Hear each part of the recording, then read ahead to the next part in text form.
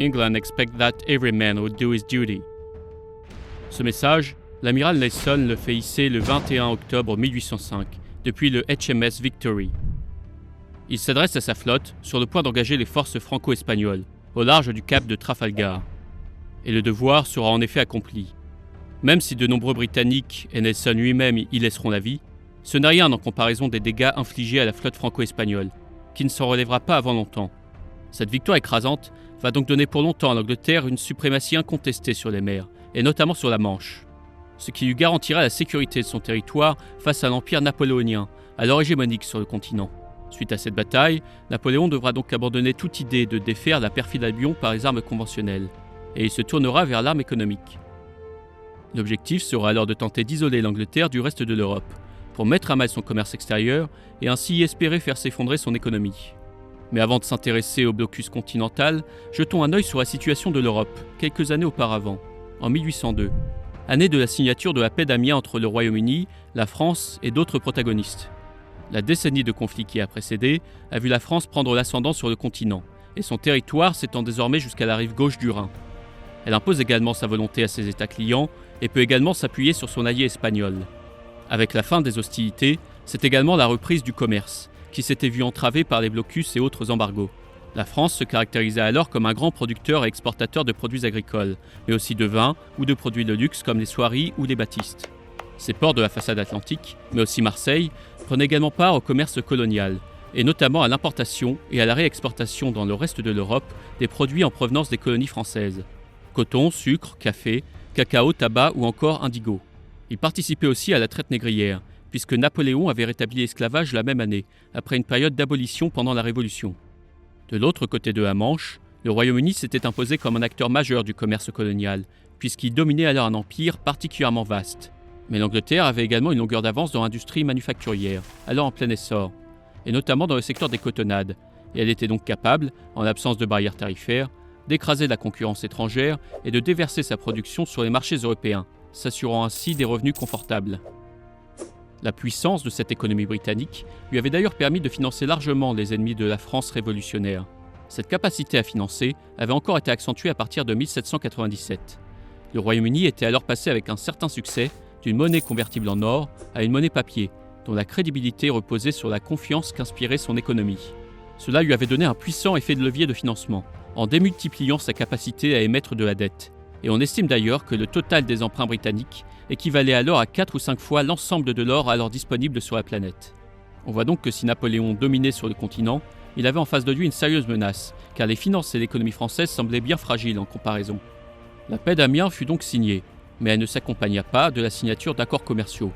Les Anglais y étaient pourtant favorables, mais Napoléon avait pris la peine de consulter les acteurs économiques, et notamment les manufactures.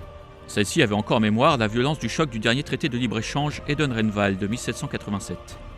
Celui-ci avait entraîné le déferlement des produits manufacturés britanniques sur le marché français, avec pour conséquence de nombreuses faillites et une certaine déstabilisation de l'économie française. Concernant cette paix d'Amiens, Napoléon déclarera plus tard « Je ne voulais pas de traité et que chacun fit chez soi ce qu'il voulait ». Ce choix signifiait que même si la guerre était officiellement terminée, elle se poursuivrait par des voies commerciales. Et les mesures de prohibition et de droits de douane élevés continuaient en effet. Il avait donc pour conséquence de priver le Royaume-Uni du marché français et des territoires annexés à la France, soit un vaste marché d'environ 40 millions d'habitants, 4 fois la taille du marché anglais. En refusant de signer un traité commercial, Napoléon privait donc l'Angleterre de débouchés importantes pour ses exportations. Cette paix s'annonçait donc fragile, puisque les rivalités entre capitalisme anglais et français n'étaient pas tranchées, et les tensions commerciales demeuraient fortes. De plus, d'autres motifs de mécontentement existaient des deux côtés. La France refusait en effet d'évacuer la Hollande, comme le stipulait pourtant le traité de Campo Formio de 1797. Et le Royaume-Uni faisait de même pour Malte. La reprise de la guerre semblait donc inévitable, et le 17 mai 1803, elle éclata à nouveau.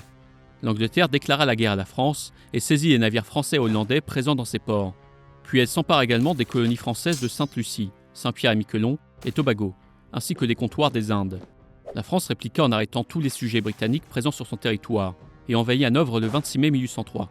Ce territoire était rattaché à la couronne britannique et avait notamment un intérêt pour faire entrer les marchandises anglaises en Europe. En prenant le contrôle, la France put ainsi contrôler l'embouchure du Weser et le port de Cuxhaven, à l'estuaire de l'Elbe. Cela lui permit d'empêcher, dans une certaine mesure, l'entrée des produits anglais, notamment vers Hambourg, qui était l'une des grandes plaques tournantes du commerce nord-européen. Mais l'escalade n'allait pas s'arrêter en si bon chemin, et si les marchandises britanniques ne pourraient rentrer à Hambourg ou à Brême, aucune autre n'y circulerait, puisqu'en juin 1803, le Royaume-Uni décréta un blocus sur les estuaires de l'Elbe et du Weser. En 1804, l'affrontement continua, et en mars, la France compléta son dispositif en occupant Meppen, en Frise orientale, et coupa ainsi le commerce anglais passant sur le fleuve Ems, vers Francfort. Le commerce anglais vers l'Allemagne se retrouva ainsi largement entravé.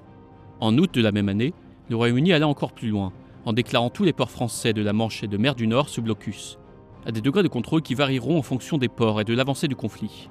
La guerre commerciale faisait donc rage. Mais avant de continuer, faisons une parenthèse sur cette notion de blocus maritime. Celle-ci avait évolué au cours du XVIIIe siècle, notamment sous l'impulsion de l'Angleterre, qui comptait bien tirer parti de sa domination des mers.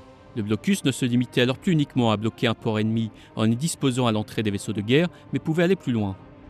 Comme nous l'avons vu, le Royaume-Uni se réservait en effet le droit de déclarer tout un pays, ou une partie d'un littoral sous blocus, sans bloquer de manière effective l'entrée à ces ports. Il s'autorisait alors à saisir des vaisseaux, notamment appartenant aux nations neutres, se dirigeant en direction du territoire ennemi ou encore transportant des marchandises qui en provenaient. Cette pratique du blocus entrait en contradiction directe avec le droit du blocus maritime de l'époque, qui disait qu'un blocus devait être effectif, et donc que l'entrée à un port devait être visiblement bloquée par des vaisseaux. Ce type de blocus générait bien évidemment du mécontentement chez les pays neutres, qui se voyaient empêchés de commercer avec les belligérants et potentiellement pris à partie dans un conflit qui leur était étranger. Cela mènera à des frictions, et même des conflits entre le Royaume-Uni et les neutres, et Napoléon cherchera à en tirer parti lors de la mise en place de son blocus continental. Ainsi, après la mise en déroute des Prussiens, à la bataille d'Iéna et à Seydauerstedt, en octobre 1806, la victoire de Napoléon sur le continent est aussi complète que sa défaite sur les mers, et la situation semble propice à la mise en place d'un blocus à échelle européenne. Le prétexte à une montée en puissance des mesures de rétorsion fut tout trouvé avec le renouvellement du blocus anglais sur le littoral européen, entre l'Elbe et Brest, qui est, comme nous l'avons dit, largement perçu comme une transgression du droit maritime. Talleyrand dira « Contre une puissance qui méconnaît à ce point toutes les idées de justice, que peut-on faire, si ce n'est les oublier soi-même un instant, pour la contraindre à ne plus les violer ?» Le droit de la défense naturelle permet d'opposer à son ennemi des armes dont il se sert et de faire réagir contre lui ses propres fureurs. Ainsi, le 21 novembre 1806, par le décret de Berlin, Napoléon instaure officiellement le blocus continental. Celui-ci acte un blocus sur l'ensemble des îles britanniques, ce qui peut sembler paradoxal, étant donné la quasi-absence de vaisseaux pour le faire appliquer. Lord Erskine, lord chancelier du Royaume-Uni, ne manqua pas de relever ce point et ironisa. Napoléon aurait tout aussi bien pu décréter la Lune en état de blocus. Ce décret de Berlin était un prolongement des mesures précédentes. Il réitéra l'interdiction des communications avec l'Angleterre, les prohibitions contre les produits anglais et l'interdiction pour les vaisseaux ayant fait escale dans un port anglais d'entrer dans un port sous domination française. Mais la grande nouveauté du décret était de chercher activement à faire appliquer ces mesures aux autres pays européens, ce qui n'avait été que très peu le cas jusqu'alors.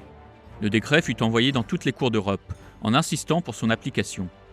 Dans un premier temps, il sera ainsi appliqué dans les territoires amis ou soumis à l'Empire, en Espagne, en Italie, en Allemagne et en Hollande. Et pour garantir le respect de ces mesures, Napoléon ira jusqu'à occuper les villes hanséatiques de Hambourg, Brême et Lübeck, dont l'importance pour l'efficacité du blocus était critique.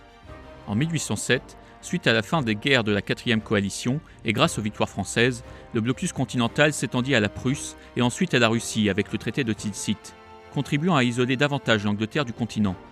L'Autriche rejoignit également le blocus la même année. Enfin, pour compléter le dispositif, le Portugal fut envahi par une armée franco-espagnole. La réplique de l'Angleterre ne se fit pas attendre. Ainsi, plusieurs ordres du Conseil étendirent le blocus maritime existant à l'ensemble des ports français et de ses alliés. De plus, le Royaume-Uni déclara obligatoire à tout vaisseau, notamment neutre, de faire escale dans un port anglais et de s'y acquitter d'une taxe de 25% de la valeur de la marchandise avant de rejoindre sa destination, sous peine de saisie.